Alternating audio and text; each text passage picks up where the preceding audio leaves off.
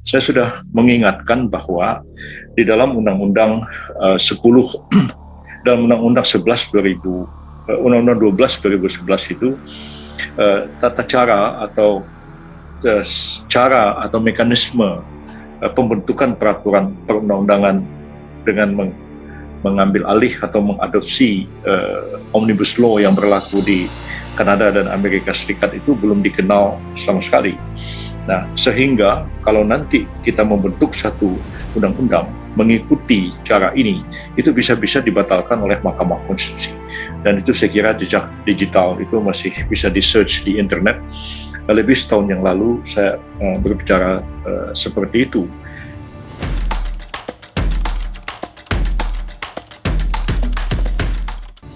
Peraturan Cipta Kerja yang dirilis pemerintah pada akhir tahun 2022, langsung digugat ke Mahkamah Konstitusi pada 5 Januari 2023. Koordinator Advokasi Migran Care, Siti Badriah, satu dari 6 pemohon mengatakan, harusnya pemerintah itu fokus dalam memperbaiki Undang-Undang Cipta Kerja, bukan malah mengeluarkan Perpu, kata Siti kepada BBC News Indonesia, Jumat 6 Januari.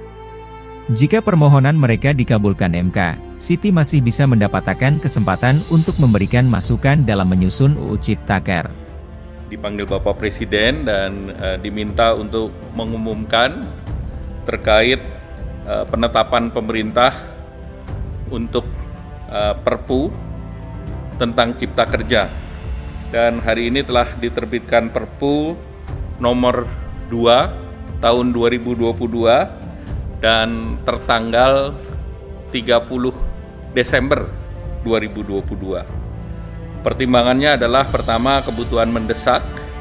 Pemerintah perlu mempercepat antisipasi terhadap kondisi global, baik yang terkait dengan ekonomi, kita menghadapi resesi global, dan Indonesia tahun depan, karena kita sudah mengatur budget defisit kurang dari 3%, dan ini mengandalkan kepada investasi.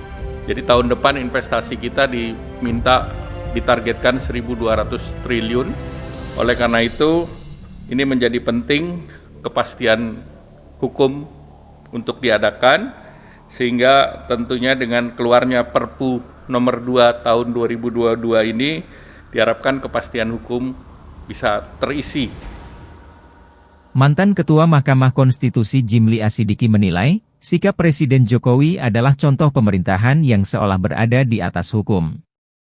Peran MK dan DPR diabaikan.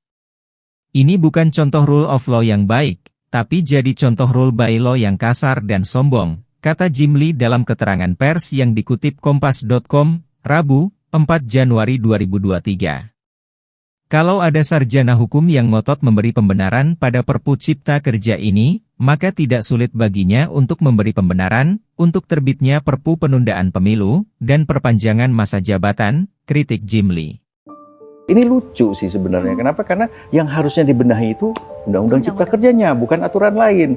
Nah, cuman ya inilah cara pemerintah mungkin ya terbiasa untuk kemudian mengakali hukum, dan akhirnya ya udah, bukan produknya yang direvisi, tapi dasarnya ini gitu. Sementara undang-undang lain yang direvisi ya. Sementara ini kan tidak dibutuhkan untuk direvisi. Yang penting ini bisa segera berjalan. Ya melabrak berbagai aturan, artinya pemerintah pun mengupayakan berbagai cara dan tidak peduli itu halal atau tidak peduli itu kemudian benar atau tidak, sesuai dengan aturan atau tidak, untuk mengegulkan substansi dalam Undang-Undang Cipta Kerja. Negeri ini menuntut supaya Perpu itu justru dibatalkan. Demo besar-besaran, ada korban waktu soal Omnibus Law, itu kan menunjukkan bahwa rakyat tidak bersepakat dengan isi Perpu yang menguras sumber daya tetapi melemahkan buruh, yang isinya sebetulnya adalah menumpukkan kekayaan pada 3-4 orang, tetapi rakyat di bawah tidak dapat kesejahteraan. Jadi secara sosiologis, apalagi secara filosofis, Perpu itu bertentangan dengan maksud awal dari keadilan sosial yang adalah dasar dari segala dasar hukum tuh. Dan penolakan-penolakan itu yang kemudian diamati mungkin oleh pemerintah bahwa nanti kalau di ujung tahun nggak akan ada penolakan. Kira-kira itu jalan pikirannya.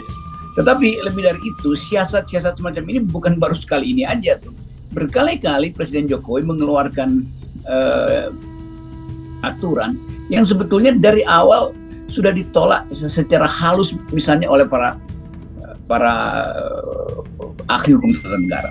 Tapi dicari akal, menyogok hukum tata negara lain, ahli yang lain, supaya itu bisa diloloskan. Nah, itu sebetulnya yang menyebabkan orang semacam Profesor Jimli Asidik itu menganggap ya ini udah keterlaluan. Jadi sebetulnya ini udah keterlaluan, bukan ini aja kasusnya. Dari macam-macam kasus.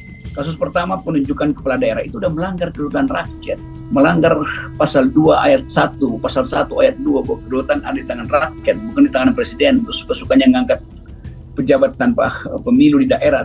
Jadi berkali-kali presiden melakukan pelanggaran konstitusi itu. Nah sekarang ada orang semacam Jimli Asidik. Tinggal kita tanya, kalau seandainya Jimli Asidik adalah menterinya Jokowi, dia mau ngomong begitu nggak?